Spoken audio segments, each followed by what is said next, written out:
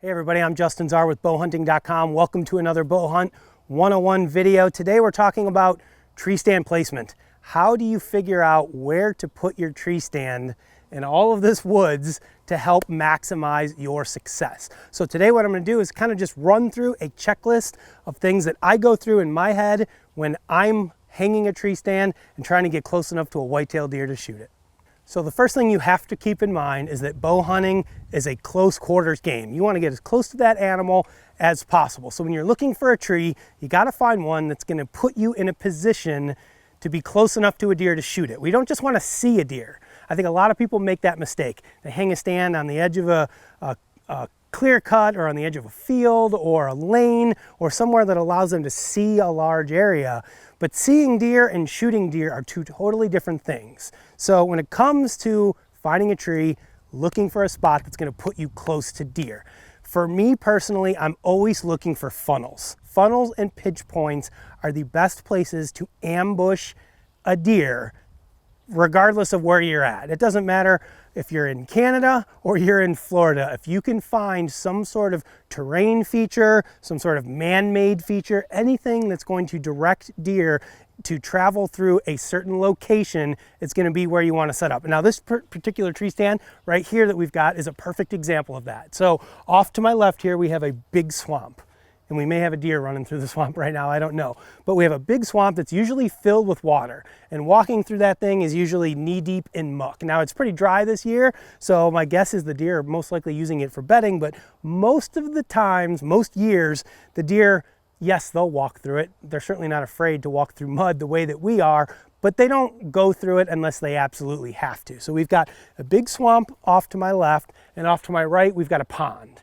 Okay, so the land that is in between this swamp and this pond, which are two completely naturally occurring things out on this particular piece of property, creates a funnel. These deer are going to move, they're not going to swim across the pond again unless they absolutely have to for some reason, and they're usually not going to go through the swamp. So they're going to use this land bridge right here. So this is one of my favorite types of funnels. You get a lot of terrain funnels, and we're not going to go super detailed into those today, but you can look for saddles if you're hunting hillier country. You can also look for things like inside corners of fields. You can look for edges where two different types of terrain meet. Deer are creatures that love to hang out on edges, whether it's the edge of a field or if it's where mature timber meets a clear cut, or there's a clear distinction in the type of terrain. Those are the areas where the deer are going to move through, and it's going to kind of force them. Another big one that I like to hunt is going to be fence crossings. If you can find a really good fence that's got a portion of it that's down, maybe a tree fell on it, if you have the opportunity to cut a couple strands or tie them together if it's not going to interfere with any farming or livestock or agriculture, those are great ways to make funnels. People say a lot that deer are lazy. They're not necessarily lazy, but they're not going to expend more energy than they absolutely have to. Yes, they can jump a fence at any point that they want to, but if there's a spot where the fence is down, why would they jump it if they don't have to? So look for those areas that are going to concentrate deer movement. It's the number one most important thing for figuring out how to get close. Now, the second thing we're going to talk about is going to be getting into a tree that is close enough. And a lot of people will make this mistake. They find a funnel, they start looking around and they say, that looks like a good tree right there. And maybe that tree's 10 yards farther one direction or the other, but the tree's perfectly straight. It doesn't have any limbs on it. They can get into it easy. They don't have to trim a whole lot. And they kind of pick the perfect tree instead of the perfect spot. Well, when it comes to bow hunting, they always say it's a game of inches, right? And if you're off by a couple even feet in the wrong direction, you may not get a shot at that animal. So I've always said it's better to have an imperfect tree in a perfect spot than a perfect tree in a spot where you can't shoot any deer. So that means if the tree's a little bit crooked, if you got a hard time going up, maybe it's not the most comfortable tree in the world, sometimes that's just what you got to do to get you into an area that you're going to have an opportunity to be successful. So always be on the lookout for the right tree in the right spot. It doesn't have to be perfect, but if it's in the right spot, that's going to be good enough. Now, when you're looking for an area to set up, you want to consider when and how you're going to hunt that area. And what I mean is this going to be a morning stand or is this going to be an afternoon stand? Now I'm making pretty gross generalizations here because every situation is unique, but if you look at it on a macro large scale, morning stands are typically going to be closer to bedding areas. Evening stands are typically going to be closer to feeding areas. And the reason for that is in the morning, the deer are generally coming off where they've been feeding all night and going back to where they want to bed. So your goal as the hunter is to beat them back to where they're bedding. So what you don't want to do on a morning hunt is you don't want to put a tree stand on the edge of an agricultural field. Because if you walk that ag field on your way in, even though you can't see the deer, trust me, they can see you. You're going to blow that whole field out. You're going to get up in your stand and wonder why you're not seeing any deer. That's a huge mistake I made as a young hunter. I can remember walking 300 yards across a cut cornfield to get to my tree stand in the morning. Deer were running everywhere, and I'd get in my stand and the sun would come up and I'd sit there wondering why I'm not seeing any deer. Well, I scared them all away. So you want to keep your tree stands for your morning a little bit more secluded, stay away from the food sources. On the flip side, for your evening sits, food is always a good option. Whether it's a naturally occurring food source, like just natural browse, acorns, we've got a lot of oak trees right here that are dropping acorns. This is a good evening spot to sit up because this is where the deer are going to come from the bedding to the feeding. So those are, again, there's just very basic principles to keep in mind. Bedding in the morning, food in the evening. Like I said, every situation's gonna lay out a little bit differently, so you may have to tweak and adjust your setup, but that's a good place to start anyways. The next thing we're gonna talk about is entry and exit to your tree stand. I kind of just covered that a minute ago, right? You don't wanna go walking through the food source in the dark in the morning if you can avoid it. Sometimes it's unavoidable, but if you can help it, you don't wanna do that. Likewise, for your evening hunts, you don't wanna go trouncing right through a bedding area kicking out all the deer that are going to come to your food source in the evening. So always keep in mind your entry and exit routes. If you can get in undetected, that's a huge benefit and a huge step forward towards your success. Now, getting out is a whole nother story, right? In a lot of cases, I will actually use different entrances and exits to a tree stand because I believe that the deer are going to be moving around. I'll give you an example for an evening stand. When I'm going into an evening stand, I may walk through a cut cornfield to get to my spot. And then I'll hunt, and then hopefully what's happening is as the night goes on, those deer are feeding into that cut cornfield. Well, once it gets dark, I don't want to climb down from my stand, walk through that cornfield back to my truck and spook all those deer away.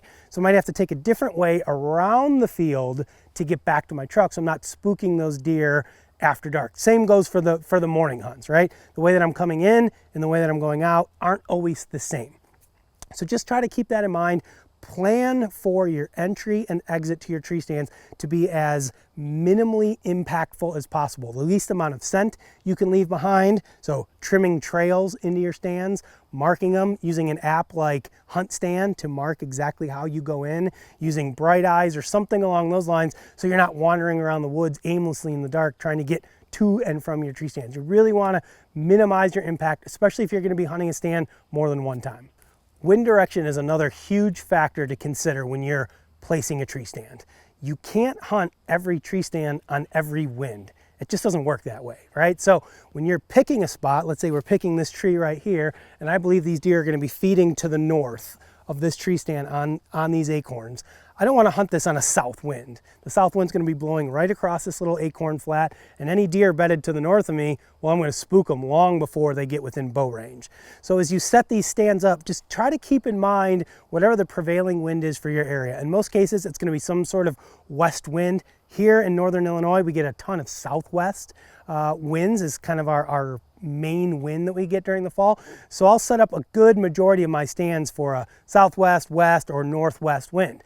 But before a front moves in, when we know those deer are going to be active, we do get a lot of easterly winds. Easterly winds tend to precede a weather front, so you don't want to ignore and not have a spot to go sit when you get an east wind. You may not be able to hunt it a lot, but you're going to be able to hunt it at the right time. So just keep that in mind when you hang your stands, which winds you want to be able to hunt it on. Now, if you're hunting a food source or a food plot, you know, like a lot of people do, myself included. Sometimes I'll set up 2 stands on the same food plot on either end so I can hunt it on a variety of different wind conditions, right? If I've got a north wind blowing in my face, okay, I want to set up on the south side of that plot. My wind's blowing back this way. Now any deer that come into the plot, I'm good to go, right? But if I got a south wind, well, I can't hunt that same stand. So now I'll move or maybe put a stand on the opposite side of the food source so that I have multiple different options depending on what the wind direction is. So that's just, again, a huge thing to keep in mind. Where are the deer coming from? Where are they going to? And where is your wind going to be blowing when you're in that tree? Now, when it comes to the actual placement of the stand on the tree, opinions are going to vary. I know a lot of guys that like to put their stand on the back side of the tree and kind of hide from the deer as they're coming in. For me personally, I feel like if I'm up high enough and I've got good enough cover and I hold still, I don't really need to do that. I could be on the front of the tree and then I'm using the tree behind me to kind of block me.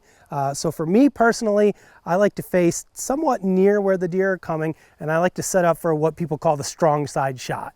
So I am a right-handed shooter, which means my strong side is actually my left side. When I come to full draw, this is the easiest shot for me. I don't have to turn all the way around to shoot. So when I set up my stands, I'm trying to set it so that I can shoot straight in front or to my left. Now, of course, I want to be able to shoot all the way around me, but in my mind, if that's where the majority of my shots are going to be, that's how I like to set it up. And it just helps to minimize your movement when you're in your stand. And if you do get caught off guard, it's easier to grab your bow off the hanger and shoot this way than to grab your bow off the hanger and have to spin all the way around in order to shoot. Last thing we're going to talk about today is cover. Having back cover in a tree stand is huge when it goes to remaining undetected. Now, it's not always an option. If I find the right tree in the right spot that means I can kill a deer, I'll go up in a little beanpole with no cover and I'll just deal with it. But if I'm in a spot like this where I've got 3 or 4, 5 good options, I could hang in any one of these oak trees around here and still kill an animal, I'm going to look for one that provides me with some sort of back cover. I personally like trees that go up and split. I like to be right in that V. It's just provides you more cover. There's more space to hang all your gear from. You can kind of just get cozied up in there. And those are some of the best stands for me personally. Everybody likes something different, but back cover is huge. You know, not being skylined, having some sort of limbs or other trees or something behind you, if possible. Again, don't sacrifice a tree that's in the right spot for a tree with good cover. Because even if you have good cover and you're 10 yards in the wrong direction and you can't shoot anything, it doesn't matter how good your cover is. I'd rather be in the tree that's leaving me exposed, but at least puts me in an opportunity to be able to shoot a deer. So those are my tips and, again, tactics that I've kind of learned over almost 30 years of bow hunting that have helped me be successful, helped a lot of our guys on our team be successful. We appreciate you guys watching this video. Of course, if you have any comments or questions, whether you're a beginning bow hunter or you've been doing it forever, please make sure that you either comment on this video or send us an email. We'd be happy to answer any of your questions. And while you're here, make sure you check out the rest of the Bowhunt 101 section.